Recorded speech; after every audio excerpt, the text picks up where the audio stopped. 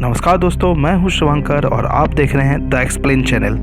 आज हम आप सबके सामने एक ऐसा कहानी लाए हैं जिसे सुन के आपको थोड़ा आश्चर्यचकित होगा, क्योंकि आपने सुना होगा भारत में रेगिस्तान सिर्फ राजस्थान में है, लेकिन हम आपको आज बताने वाले हैं एक ऐसा रेगिस्तान जो कर्नाटका में है। तो चलिए शुरू करते हैं तलकाडू रेगिस्तान के बारे में। जब भी हम रेगिस्तान को देखने की बात करते हैं तब हमारे सामने राजस्थान का नाम आता है, क्योंकि राजस्थान में ही रेगिस्तान देखने मिलते हैं। आपको ये जानकर हैरानी होगी, लेकिन कर्नाटक में भी तलकाडू नाम का रेगिस्तान है। तलकाडू डेजर्ट के बारे में कहा जाता है कि कर्नाटक में एक ऐसा शहर है जो सांप की वजह से पूरी तरह से रेगिस्तान बन गया है। उस रेगिस्तान को तलकाडू के नाम से जानते हैं। तो जानते हैं इस सांप की क्या वजह है। तलकाडू रेगिस्तान मैसूर से 45 किलोमीटर और कर्नाटक में बेंगलोर से 133 किलोमीटर दूरी पर कावेरी नदी के बाएं किनारे पर स्थित है। तलकाडू रेगिस्तान के चारों ओर सिर्फ रेत ही रेत देखने को मिलेगी। ये रेगिस्तान पहले खूबसूरत शहर था। एक वक्त था जब यहाँ पर 30 से भी ज़्यादा तलकाडू टेम्पल्स थे, लेकिन अब उनमें से ज़्यादा मंदिर रेत में दबे हुए हैं। लेकिन ये तलकाडू नाम आया कहाँ से? जानते हैं इसके पीछे की वजह क्या है।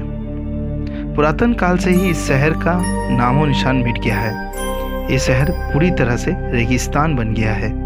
तलकाडू के बारे में बहुत सारी कहानियाँ बताई गई। एक दिन ताला और करू नाम के दो जुड़वा भाई जंगल में पेड़ काटने चले गए। उन दोनों ने एक ऐसे पेड़ को काट दिया जिस पेड़ की पूजा जंगली हाथी करते थे। बाद में उन्हें पता चला कि जो पेड़ उन्होंने काटा है उसमें भगवान शिव की प्रतिमा है, इसीलिए वो हाथी इस पेड़ की पूजा करते थे। वो हाथी नहीं थे बल्कि ऋषियों का रूप था। उसके बाद से उस पेड़ को चमत्कारी रूप से फिर से स्थापित कर दिया गया। तब से इस जगह का नाम तलकाडू रखा गया। इसे संस्कृत में दलावान कहते हैं।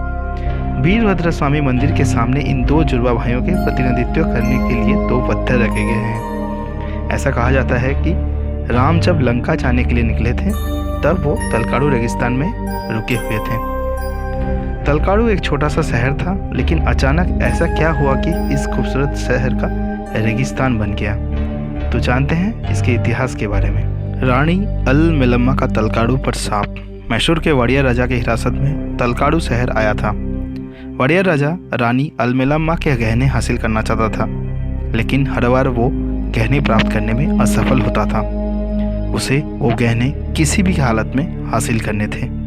उसके बाद राजा ने एक सेना खड़ी की और रानी के पीछे उनको लगा दिया। जब ये बात रानी अलमेलम्मा को पता चली तब उन्होंने ऐसा कुछ किया जिस पर शायद कोई विश्वास नहीं करेगा। रानी अलमेलम्मा कावेरी नदी के किनारे पर गई और अपने सारे गहने निकालकर नदी में फेंक दिए और उसके बाद खुद भी नदी में डूब गई। ऐसा कहा जाता है कि रानी ने डूबते समय शाप दिया कि तलकाडू शहर पूरी तरह से रेत बन जाएगा, मलांगी भंवर बन जाएगी, मैसूर राजा को वारिस नहीं होगा। 16वीं शताब्दी के शुरुआती दिनों में ही रानी का ये शाप सच होने लगा था। जीता जागता तलकाडू शहर पूरी तरह से रेगिस्तान बन गया। 17वीं शताब्दी के बाद सिंहासन पर एक भी उत्तराधिकारी नहीं बैठा। ये कहानी कितनी सच है और कितनी झूठ, ये कोई दावे के साथ नहीं कह सकता।